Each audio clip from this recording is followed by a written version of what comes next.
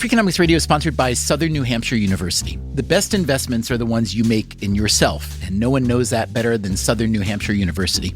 With more than 200 online degree programs, no set class times, and low online tuition, Southern New Hampshire University is built to fit your life today and set you up for success tomorrow.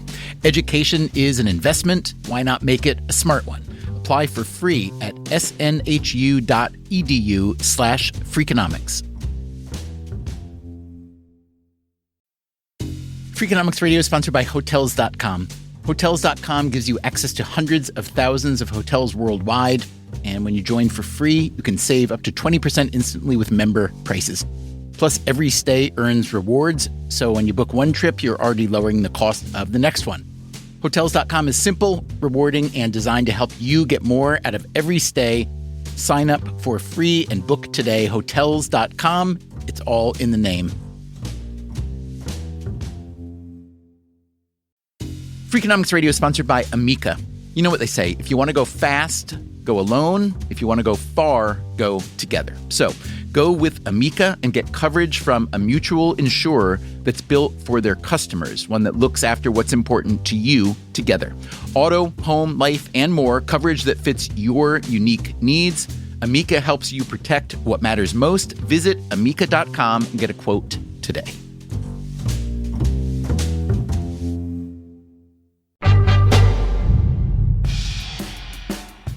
Hey there, it's Stephen Dubner, and this is a bonus episode of Freakonomics Radio. In 2021, we put out an episode about the future of robots in the workforce. It featured a couple economists who had been studying how robots, or cobots for collaborative robots, were being used in Japanese nursing homes. Those same economists recently put out a follow-up paper, so we thought we'd replay the original episode with updated facts and figures, and then hear about the new research findings. We've also got some robot news from an American nursing home. So here is the updated episode. It's called How to Stop Worrying and Love the Robot Apocalypse.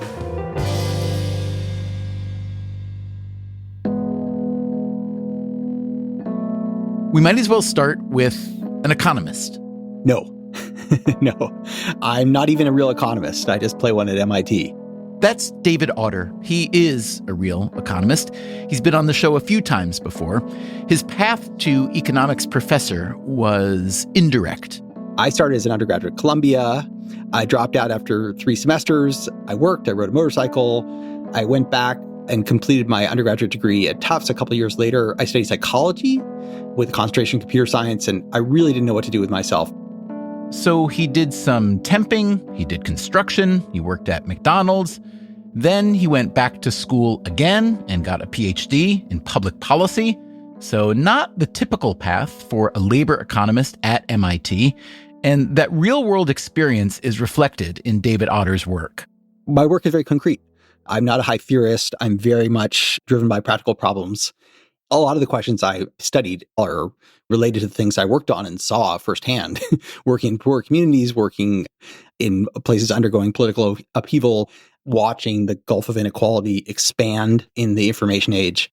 Watching the gulf of inequality expand in the information age. Yes, that does sound like a transformative idea, and it leads to a large question.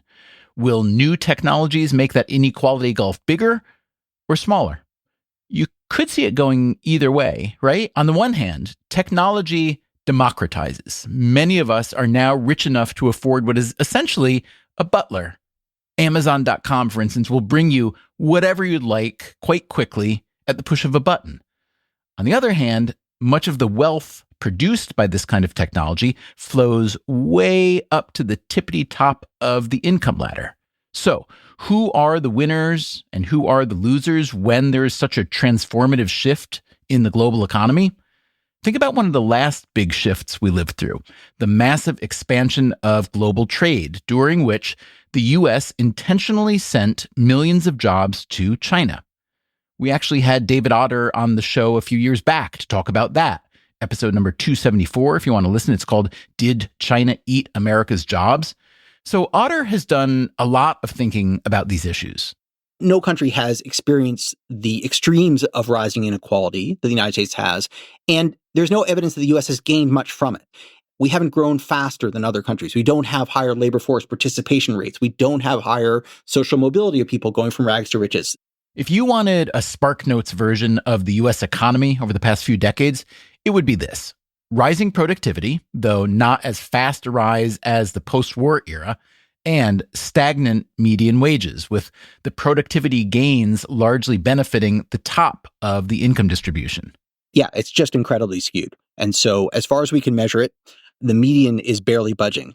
And now, after all that, it's time to consider another very, very large disruption. Because you know that robot future you've been hearing about? Open the pod bay doors, Hal. I'm sorry, Dave. I'm afraid I can't do that. Yeah, well, the future got here yesterday. Good to see you again. I like your shirt. Thank you. So tell me, how are you feeling today? I'm feeling pretty good. You're welcome.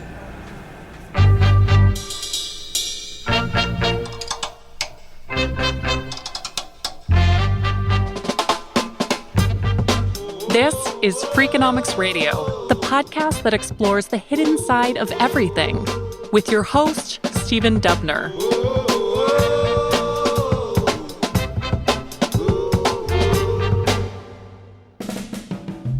In the spring of 2018, David Otter was asked to co-chair an MIT task force called The Work of the Future. It included researchers from a variety of disciplines: economics, engineering, political science, anthropology even. The mission was to explore how new technologies like robotics and automation will affect labor markets, especially whether certain groups of workers would be left behind. Keep in mind that this sort of prediction is really hard, as evidenced by the predictions that economists made about globalization. They predicted that when the U.S. offshored manufacturing jobs to China, that Americans who worked in manufacturing would be made better off, since they'd theoretically be reallocated into better jobs. But as David Otter told us in that earlier episode, this didn't happen. Some people are leaving the labor market. Some people are going into unemployment. Some people are going on to disability. And so the reallocation process seems to be slow, frictional, and scarring. The real differentiator is the skill level of the worker. So higher paid and more highly educated workers, they seem to reallocate successfully out of manufacturing into other jobs. So the HR person at a big textile firm gets an HR job elsewhere, and the manufacturers on the line are probably not. And the line workers are much less likely to do so, exactly. So considering the difficulty of making predictions about the future of work, the MIT task force started with one thing they were pretty sure about. The one thing we were confident in was that the U.S. would keep generating lots of low-wage jobs. Too many even, yes? Well, actually, too many is better than too few. When there's too many, at least they're competing hard for workers. When there are too few, workers are competing for them. And that means those jobs will get worse. And so the one positive thing you could say about the U.S. workforce, well, we had a lot of crappy jobs. When we spoke with Otter for this episode originally, the U.S. was still recovering from the COVID-19 recession. And what kind of damage did that recession do? In the short run, it's just done enormous damage to most of the in-person service jobs. The ones that were, absolutely necessary, like in grocery stores and healthcare, have persisted, but many of the jobs in retail, in restaurants, and hospitality have not. A lot of those jobs paid only the minimum wage, and they did come back after the recession, but other changes were more permanent. I actually think the biggest change, and is, most obvious, is telepresence. That we are just doing more things remotely. We've kind of broken the space-time barrier in that we can't be in two places at once, but we can get to any two places instantly. But with lockdowns and COVID precautions, some jobs simply couldn't be done remotely. During the pandemic, business travel dropped massively, and that had all kinds of downstream labor effects. It's not just airplanes, right? It's Ubers and limos. It's expensive hotels that, people pay full freight on weeknights and then go out to marquee restaurants and then go have their shoes shine in dry cleaners. And so I think that's the real challenge. The Work of the Future task force took the pandemic into account as best as they could. They published their report in December 2021. It tried to answer three main questions. The first one, how are emerging technologies transforming the nature of human work and the set of skills that enable humans to thrive in the digital economy. Technology is always eliminating work and creating work simultaneously. We tend to focus on what is automated away, and that's completely reasonable. Simultaneously, new areas of expertise, new luxuries, new services, new demands are constantly being created. And that process, that kind of turnover, is highly productive. Consider, for instance, how medicine is practiced these days. There's hundreds of medical specialties, way, way more than there used to be.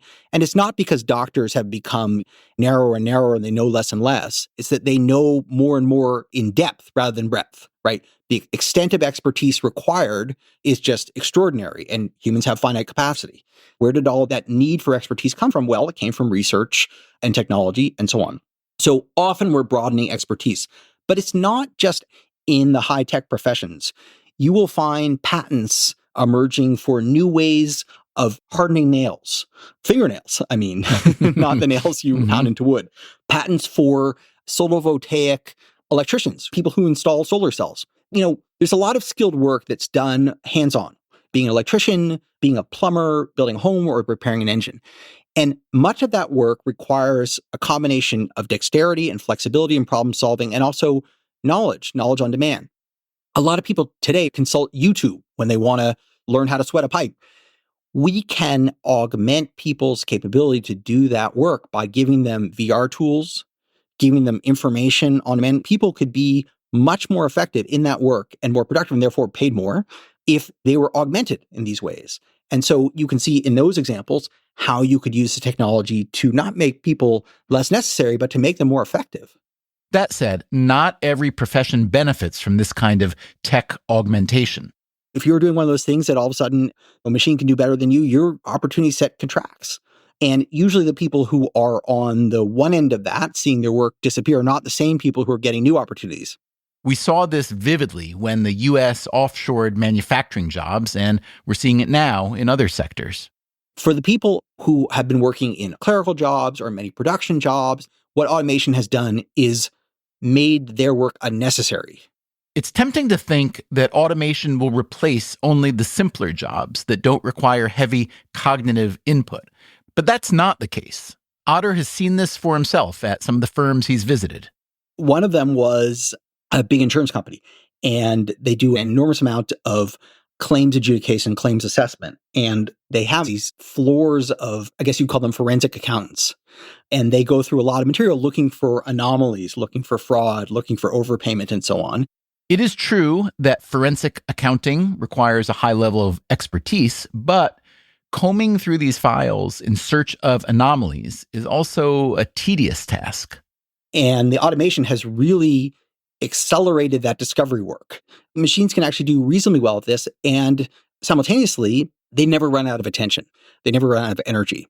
Let's say machine learning and artificial intelligence can be used to find these anomalies. Does that mean that the people who used to find the anomalies are out of work, or they have a different style of work, a different amount of work? So definitely the total head count of people who need to do this work is shrinking. Now, they're mostly not firing people, but they slow down hiring. The work, I think, that remains is quite interesting. There's less tedium and more action. But it does ultimately mean, I think, a reduction in the number of people doing that work. The automating of work is itself big business, and it's something we've heard a lot about since we first made this episode in 2021. To give you an example of how big, NVIDIA, the leading supplier of hardware and software for artificial intelligence, is now the most valuable publicly traded company in the world. If you are the kind of person who hears this and shudders at the thought that technology is destroying our way of life, well, there is a long history of such thought. Aristotle had the same concern, and in ancient Rome, some technologies were outlawed because of the expected job loss. In the most recent century, if you've ever watched a movie, you have likely come across at least one fever dream of technology run amok. Oh, it's alive! It's alive! It's alive! It's alive! And fears of a robot apocalypse. Skynet begins to learn at a geometric rate. It becomes self-aware at 2:14 a.m. Eastern Time, August 29th. We don't know who struck first. us or them. But if the overall goal is to make good policy and economic decisions about our collective future, we probably shouldn't base that policy on movie plots. As history has shown again and again and again, the fear of new technologies tends to be overstated, and the gains from technology make most people better off. But maybe, you're thinking, maybe this time is different. In the old days, when the automobile replaced the horse and carriage, if you lost your job as a carriage maker or a stable hand, you could probably find work in an auto plant. What about today? A 2020 paper by the economists Daron Acemoglu and Pascual Restrepo found that a single industrial robot will typically reduce employment by as many as 6 human workers. Here's David Autor again. And, I can understand why companies would do that. It makes a lot of sense. Labor is a cost. No one hires workers for the fun of hiring workers. They hire workers because they need things done. If they could have machines that did it, without complaining and cost less, that's what they would do. But we have a public interest in something more than that. We're going to have lots of people. The machines ultimately work for the people. We want to augment the people. And there are many highly valuable social problems that could use automation, could use investment, and we underinvest in. For example, healthcare. Consider this healthcare checkup. Hi, so I have Dr. Samalusi. He's going to be evaluating you today, okay? Okay. Hello, my dear. How are you? Hi, I'm okay. How are you? Good to see you again. I like your shirt. So tell me, how are you feeling today? Yeah, I'm feeling pretty good. No complaints today, really. Abiola Famalusi is a doctor who works with a nursing home in Westchester County, just outside of New York City. It is called Andrus on Hudson. Can you open your mouth for me? Say, Okay, good. Can you lift both hands up for me? Lift your hands up for me. Both of them. Excellent. But here's the thing. Dr. Famalusi isn't at the nursing home today. He is examining the patient remotely. Yeah, we are in our infancy of adopting certain robots. That is James Rosenman. He's the CEO of Andrus on Hudson. We have 2 robots, one for the purposes of telemedicine so that physicians can go into patient rooms with the assistance of a nurse when they can't be physically available on site. This telemedicine robot doesn't look like much, or at least not like what you might think a robot should look like. Yeah, like an iPad that is on a base that has wheels that can move to various areas. And we also have another robot that is a social robot to visit certain residents that may be less able to get up and walk around.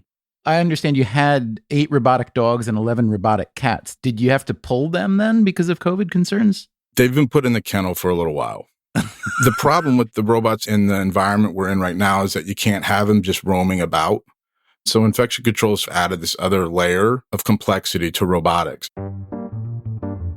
So the pandemic is the reason the robotic dogs and cats had to be sidelined. But the pandemic was also the reason that Andrus got the telemedicine robot.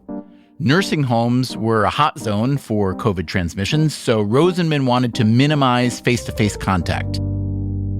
Are you pretty typical as far as a nursing facility with the amount of robots you have? Are you at the leading edge or are you lagging? It's hard to know where we stand in comparison to other providers because this isn't a topic that comes up very often. But we do know that a lot of the people that we talk to don't utilize those in their facilities. Also, James Rosenman is a self-proclaimed robot nerd. I think I watched Short Circuit when I was little, the movie. Oh, I get it. Johnny Five was a big inspiration for me. But there are other non-pandemic reasons that a nursing home or hospital might want to use robots. Yeah, we work very hard on staff retention, and we do have a good retention rate. But we also have people, they retire. We would love for them to work there forever and ever, and I'd love to clone people, but we can't, and maybe that's for another show, but we have a labor shortage in the market of nurses and of CNAs. A CNA is a certified nursing assistant. In the U.S. today, there are roughly 4 million RNs, or registered nurses. A study in the American Journal of Medical Quality found that by 2030, there will be a shortage of 500,000 RNs. A subsequent study by the National Center for Health Workforce Analysis projects a smaller gap, but still a gap. This gap is driven by both demand, we have a large population of elderly and sick people, and supply. There are more nurses aging out of the workforce than entering it. I've continued to see this labor shortage get worse and worse. How hard is it for you to hire already? It's incredibly difficult. It is a very difficult and demanding job. There is a critical shortage of those individuals. Andrus has about 190 residents and nearly 250 employees, not counting the robots.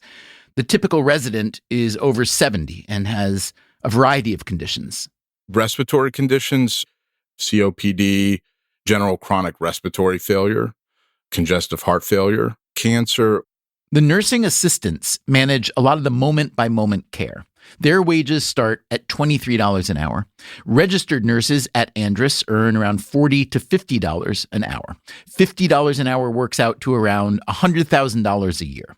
And what did these robots cost? It was $4,000 for one of the robots that we are using for socialization. And then for the medical robot, we lease that. We pay about $2,000 a month because it has all of the equipment. Equipment meaning like EKG possibility? Exactly. With the telemedicine robot, one of the key components is not just that the clinician can look at the patient and assess them, but it has an array of tools connected with it. So you have what they call a smart stethoscope. So that directly feeds into what the physician can see on their end. You know, an EKG on site, and an ultrasound is something that we're looking on adding. Your pulse rate is very good. Good. Your oxygen saturation is 98%. James Rosenman says the robots have increased productivity at the nursing home, and better yet, they've helped improve patient outcomes. You know, one area that is always of concern, individuals who come to us for short-term rehabilitation, and then something happens medically with them.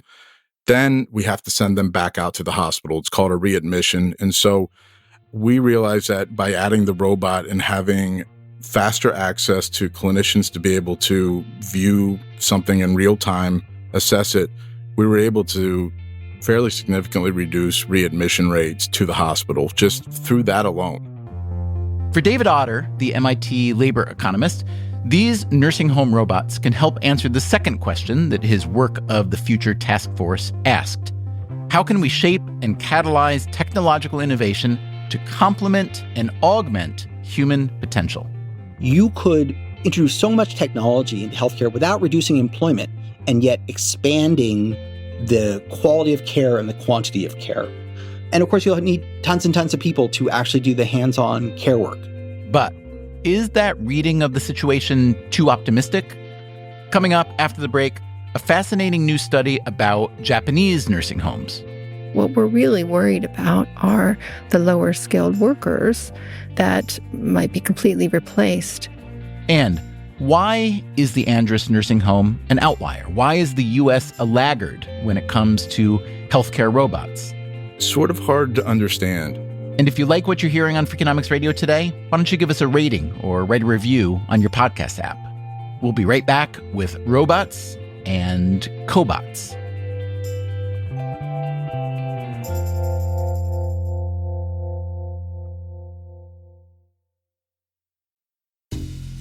Freakonomics Radio is sponsored by Southern Company. The world and its energy needs are always changing. Southern Company's commitment to meeting this demand stays the same.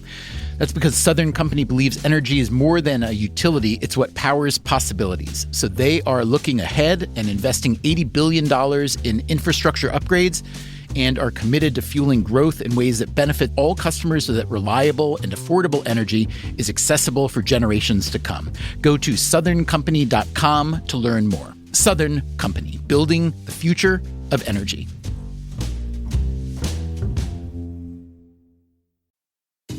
Freakonomics Radio is sponsored by Range Rover Sport, a vehicle that blends power, poise, and performance.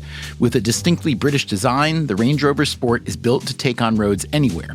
Free from unnecessary details, its raw power and agility shine. Combining a dynamic sporting personality with elegance and agility, it delivers an instinctive drive. Its assertive stance hints at an equally refined driving performance. Defining true modern luxury, the Range Rover Sport features the latest innovations in comfort and convenience. The cabin air purification system, alongside the active noise cancellation, creates a new level of quality, comfort, and control. Terrain Response 2 offers 7 terrain modes to choose from, fine-tuning the vehicle for any challenging roads ahead. A force inside and out, the Range Rover Sport is available with a choice of powerful engines, including a plug-in hybrid with an estimated range of 53 miles. Build your Range Rover Sport at rangerover.com/US/sport. Freakonomics Radio is sponsored by talkaboutpd.com. Let's talk about Peyronie's disease, or PD. It's not widely talked about, and some men may feel reluctant to bring it up, but it's more common than you would think. PD can happen when scar tissue builds up under the skin of the penis, causing a curve with a bump during an erection that for some men may lead to pain during intimacy and impact mental health. A trusted urology specialist can help diagnose PD and walk you through your options, including non-surgical treatment. Visit talkaboutpd.com.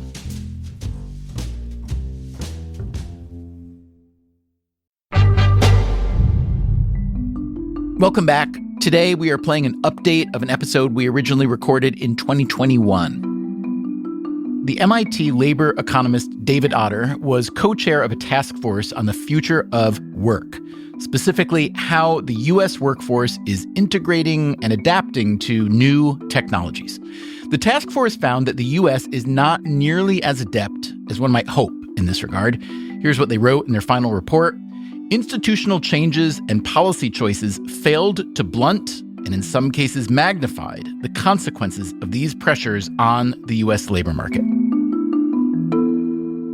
So, David, of all the rich countries in the world, how would you rank the U.S. in terms of successfully adapting to the future of work? And assuming that we are not in, let's say, the 90th percentile or above, why are we trailing? I would put the U.S. maybe at the bottom of the top dozen. On the plus side, let's give the U.S. a little bit of credit. It's incredibly creative and entrepreneurial. A lot of the technologies originate here, right? But in terms of dealing with the consequences as opposed to the opportunities, that's where we have been extremely poor. Low-wage workers in Canada make 25% more per hour than low-wage workers in the United States. It's hard to believe that Canadian workers are actually 25% more productive per hour at McDonald's than U.S. workers. That seems very unlikely. How are those wages so much higher in Canada? There are minimum wages, and then there are just norms about what is acceptable. And the U.S. has kind of thrown away those norms. To a substantial extent, we've convinced ourselves that those norms are the problem, not the solution. Aside from those norms, there's also the fear that new technologies will destroy more good jobs than they create, or at least that the productivity trade-off won't be worth it. But not all countries feel that way, especially when it comes to robots. I think a lot of people just weren't aware that Japan's been subsidizing robot adoption since 2015. Karen Eggleston is an economist at Stanford. It's beautiful. You can hear the birds chirping. A lot of Eggleston's research looks at healthcare and technology in Asia. Why that focus? Well, Asia is a very important part of the world and a part of the global economy. I also have family connections to Asia. When you look at the countries with the highest per capita share of robots in the workforce, Asia is well represented. Number 1, by a long shot, is South Korea. Singapore is number 2, and Japan is number 4. Germany is 3rd.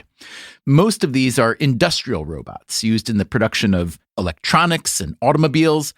The countries with a lot of robots tend to be high-wage countries, which makes sense since higher wages create more incentives to replace human workers.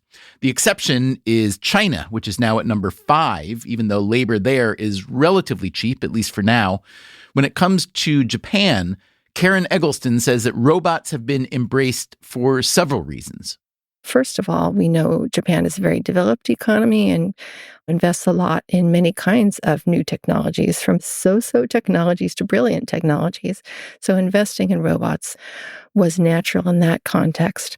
A so-so technology is economists speak for something that just doesn't perform very well, especially when it's new. Think of automated phone services and self-checkouts in grocery stores. Second, and more related to what I usually study, is that the population age structure in Japan is such that it's leading the world in the demographic transition. And so therefore has an overall declining population and a declining working age population.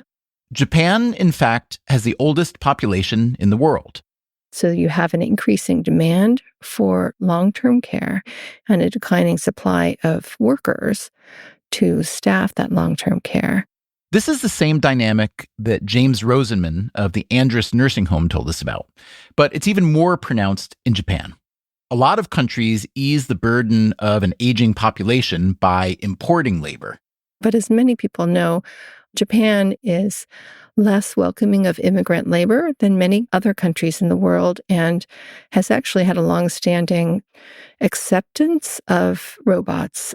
I feel like I read that a few years ago, Japan had finally started to loosen up some of the immigration. Is that right?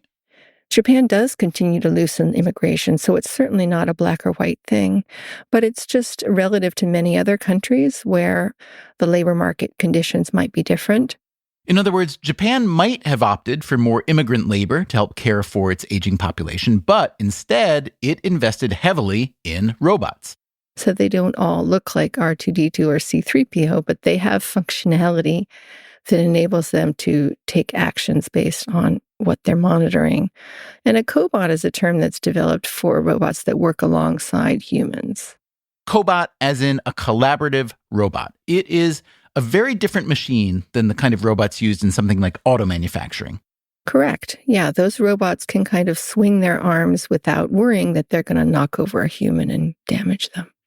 And then a cobot is defined as necessarily working alongside humans. Is that right? That's the idea, is that they can work alongside. They're not only aware physically of the human's presence, but they can productively interact with the human. In Japanese nursing homes, there are a variety of cobots designed to accomplish a variety of tasks.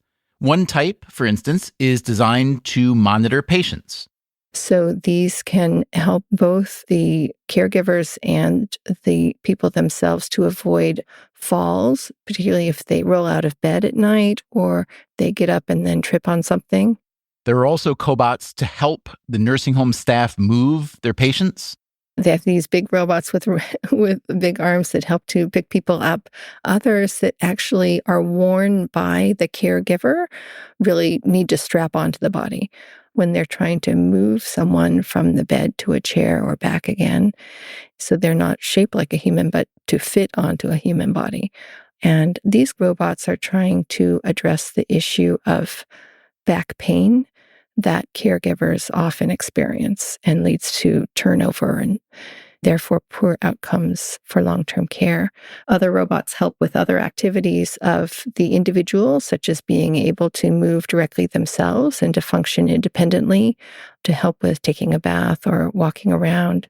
So unlike the typical robot, a cobot is designed to complement human labor rather than replace it. That, at least, is the theory. Karen Eggleston, being an economist, wanted to test this theory. She and two colleagues, Yang Li and Toshiaki Iizuka, set out to gather and analyze data from 860 nursing homes in Japan.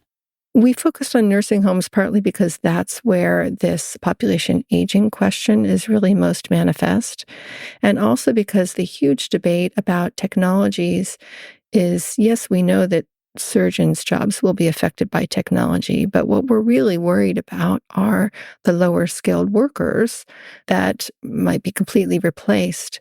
A lot of the research in manufacturing has shown that to be certainly a worry that has foundation. Eggleston and her co-authors were able to collect a variety of data for this study. First, wage and employment data from these nursing homes.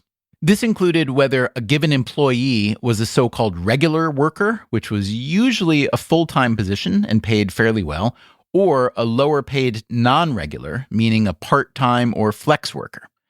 The researchers also measured the degree of cobot adoption in a given nursing home, but they needed to introduce a random variable to prove causality between the adoption of robots and the effects on staffing. Luckily for them, different prefectures across Japan subsidize cobots at different rates, some as high as 50%. This variation in subsidies gave the researchers a nice natural experiment. And we use the variation in those subsidies to help figure out which way the causality arrow goes. Eggleston and her colleagues have written a working paper called Robots and Labor in the Service Sector, Evidence from Nursing Homes. What'd they find? What we find is that robot adoption is strongly correlated with having a much larger nursing home, and it appears to be a causal impact that adopting robots is associated with more care workers rather than fewer. But these additional care workers are the non-regular type on more flexible contracts. So that sounds as if it could mean that robots are bad for the upper end of that employment spectrum. Considering that this is relatively low paid work anyway, it sounds like it would promote more human workers, but at a lower wage. Is that about right? Well, yes, it is possible, although we also know that the most commonly adopted robot is the monitoring robots we were talking about. And they are helping to reduce the long night shifts that nurses and care workers have to do. So we think that part of the effect is that the workers have a reduced burden of care. And yes, we do find a lower wage of a modest amount for the regular nurses. But if the case is that they have shorter work days, then it's not clear that that's actually a welfare loss. When I first read your paper, the sort of sunny headline that I wrote in my head was, "We thought robots were the enemy of workers, and now it looks like they are best friends." That's a little bit too sunny, isn't it? Yeah, I think it is a little sunny, although it is a little bit surprising. And depending on how they're adapted, this automation, yes, it will replace some of the tasks that care workers do. But the ones that do end up staying in this profession, maybe they will have more support, less back pain, have the education to work alongside robots, and may find that a more enjoyable experience as well as better for the people they serve. A lot of the workforce feels burned out, not necessarily because they don't like doing what they do, but they don't like doing all that paperwork and all that other stuff. And they want to interact one-on-one with the people they care for. And cobots, if they work properly, will enable that. Humans have these qualities of being very dexterous and being able to care directly to the patient and communicate and have compassion with them. And what's next for our relationship with the robots? That's coming up. I'm Stephen Dubner. You are listening to Freakonomics Radio. We'll be right back.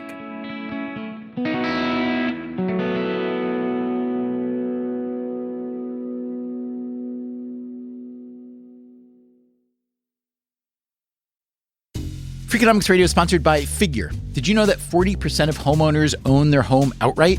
If that's you, don't let your equity sit idle. Tap it with a home equity line of credit. Figure, the #1 non-bank HELOC lender in the U.S., helps tap equity you've built in your home so you can do things like tackle a renovation or pay down debt. HELOC is a line of credit secured by your home. You can draw what you need, repay, and draw again. Figure offers a 100% online application. Get approved in 5 minutes and funding in as few as 5 days. It's faster than a bank loan and cheaper than a personal loan. Check your rate today without impacting your credit at figure.com/Freakonomics. This post is sponsored by Figure, NMLS ID 1717824. Figure is an equal housing lender. For more information about their licensing, visit nmlsconsumeraccess.org. Figure's HELOC is subject to credit approval and terms apply. Freakonomics Radio is sponsored by Advantech. No one likes a creaky floor, and builders know that the subfloor sets the tone, which is why Advantech subflooring is engineered for strength, stiffness, and moisture resistance. Advantech products are designed to stand up to the elements and give you a bond so strong it's backed by the industry's first squeak-free guarantee. No squeaks, fewer callbacks, no problem. When the schedule is tight and performance matters, head to huberwood.com/Advantech to lay the foundation of a solid build.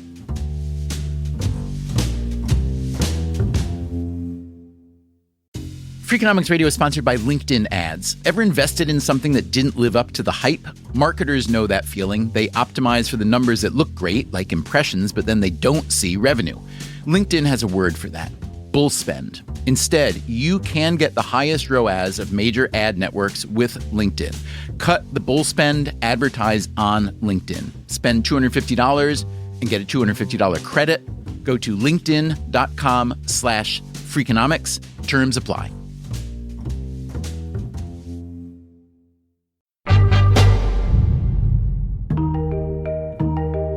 You could argue that healthcare is the ideal scenario for the blending of human and robot labor.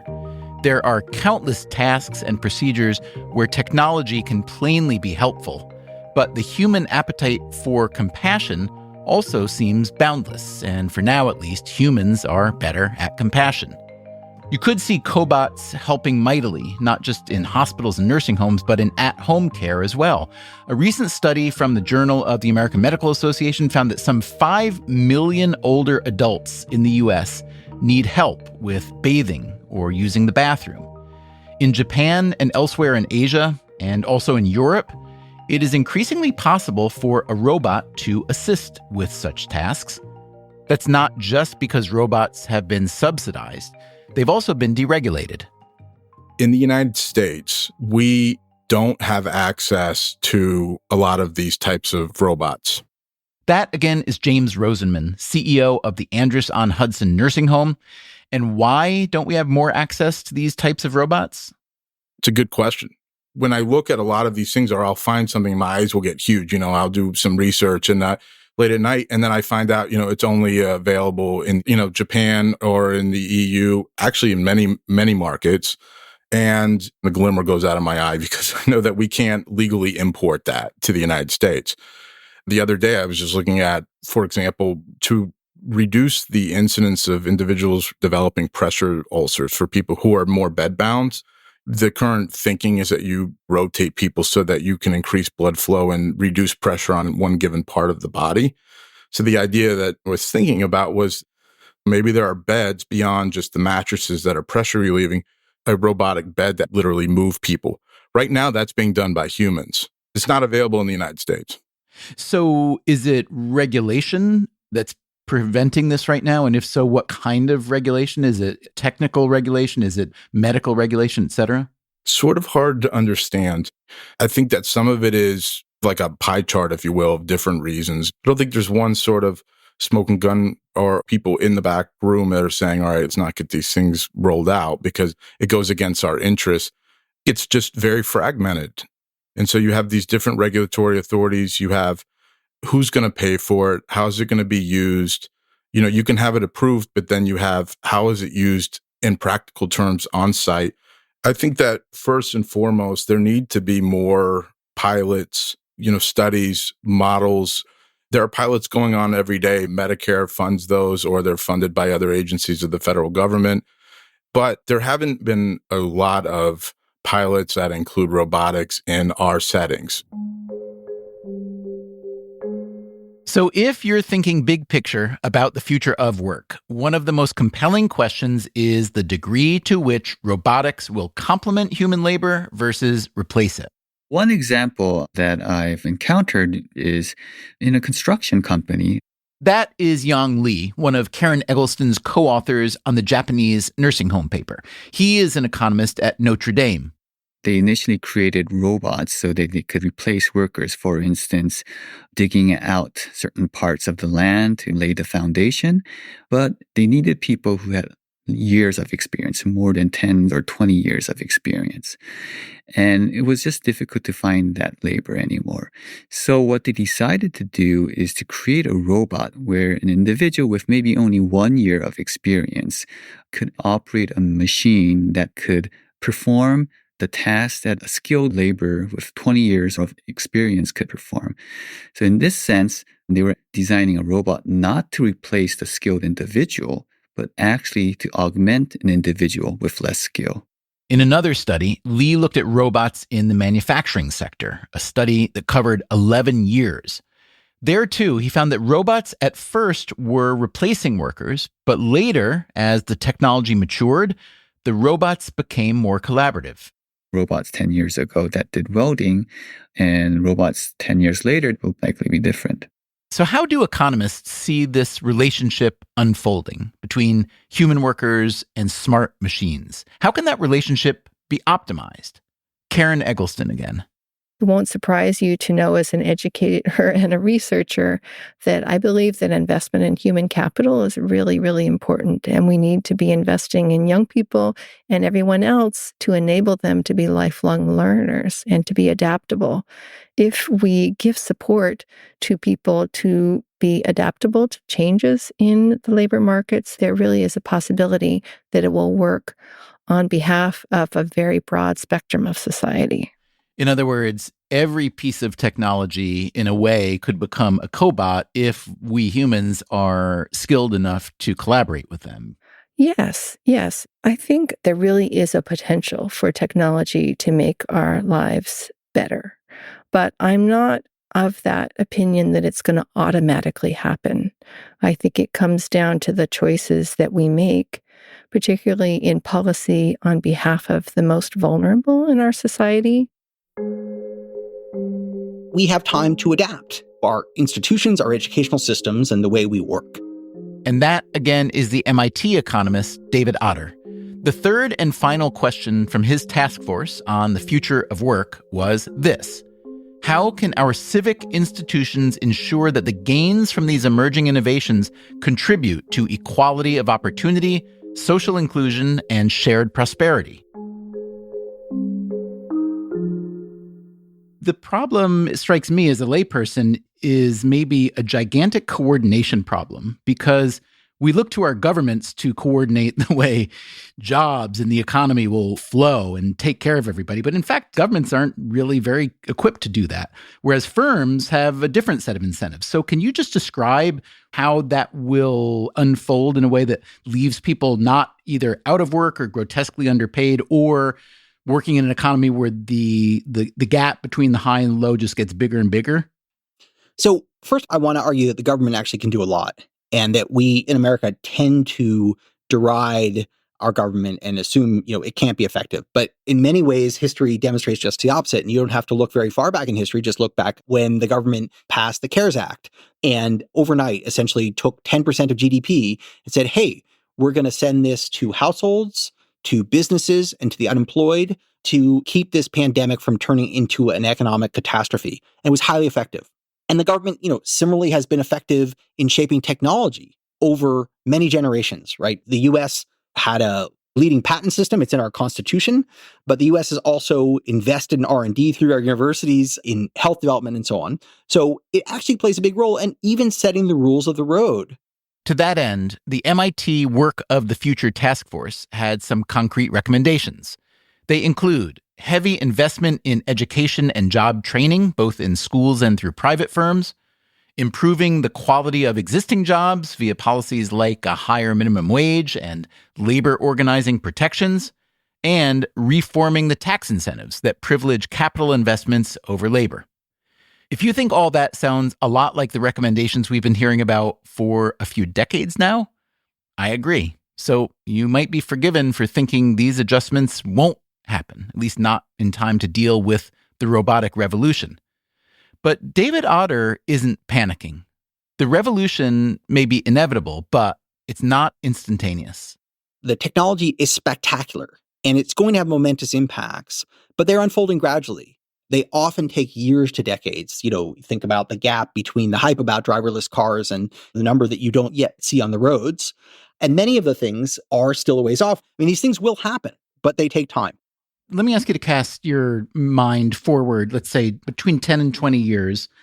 It's pretty easy to foresee that a lot of low-skill jobs will be replaced or very much amended. But let's say even a lot of medium and high-skill ones. Let's say economists and writers and podcasters and forensic insurance agents. Let's say that many, many, many of those jobs get essentially wiped out by some combination of robots and cobots and artificial intelligence and machine learning.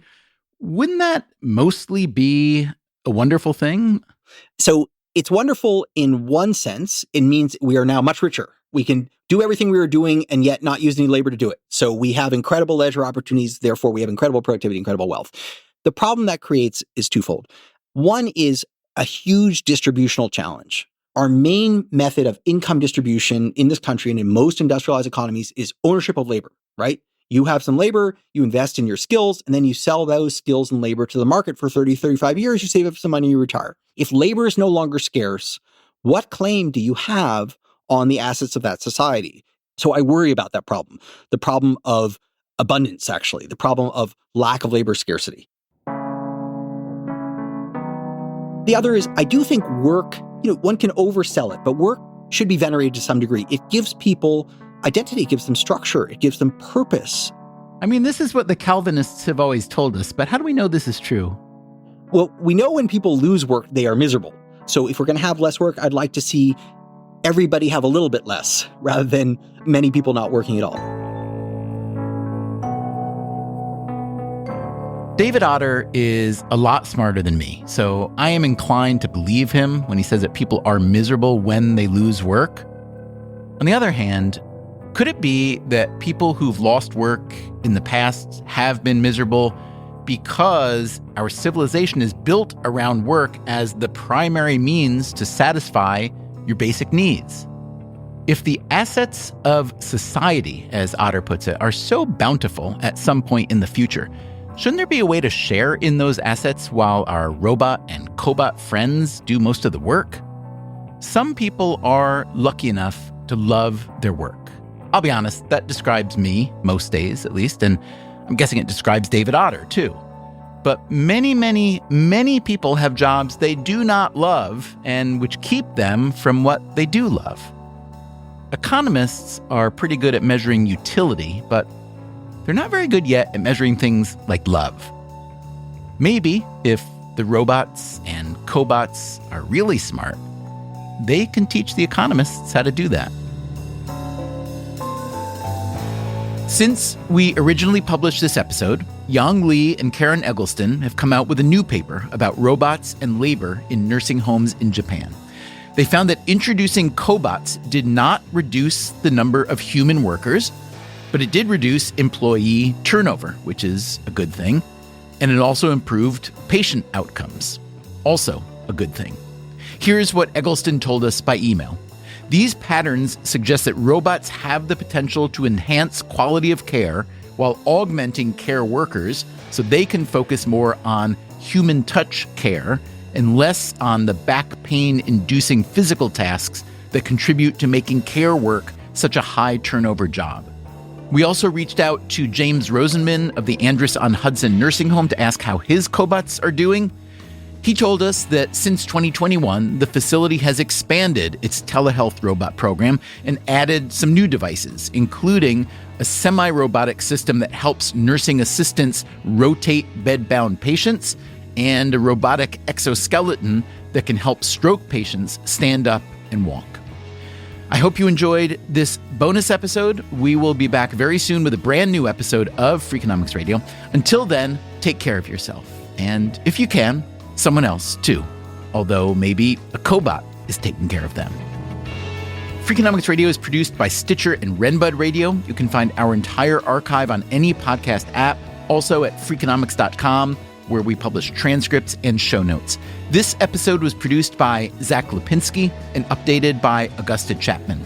Our staff also includes Alina Kuhlman, Dalvin Abuaji, Eleanor Osborne, Ellen Frankman, Elsa Hernandez, Gabriel Roth, Greg Rippin, Jasmine Klinger, Jason Gambrell, Jeremy Johnston, John Schnars, Lyric Bowditch, Morgan Levy, Neil Carruth, Rebecca Lee Douglas, Sarah Lilly, and Teo Jacobs. Our theme song is Mr. Fortune by The Hitchhikers. Our composer is Luis Guerra. As always, thank you for listening. What do you call these two robots? Do they have names?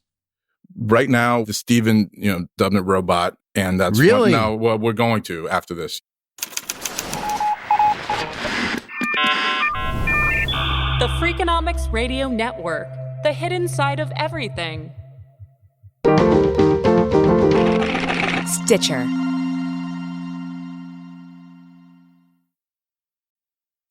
Freakonomics Radio is sponsored by Ozempic. Innovation happens through rethinking what's possible, and when it comes to GLP-1s, Ozempic pill does just that. Learn more about Ozempic semaglutide tablets, 4 and 9 milligrams, by calling 1-833-OZEMPIC or visit Ozempic.com to view the medication guide and ask your doctor what's possible with FDA-approved Ozempic pill.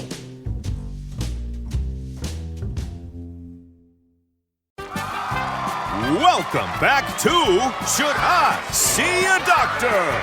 Contestant, you're camping when a rash appears on your leg. Do you A, ignore it, B, frantically search the internet, or C, use telehealth through Walmart? Telehealth through Walmart? Who knew? Oh, I'm going to say C, Walmart. Correct. Walmart can connect you with 24/7 virtual medical care. You genius, you. Well, I can fold a fitted sheet. Walmart. Who knew? Telehealth services offered by third-party providers. Restrictions and fees may apply. Ever walk past a place for rent and wish you could just take a peek inside? Maybe even explore the layout. Envision the natural light streaming through the windows. Or plan where your vinyl record collection would go. At Apartments.com, you can. With tools like their 3D virtual tours, you can see the exact unit you could be living in. Really envision yourself in your new home with Apartments.com, the place to find a place.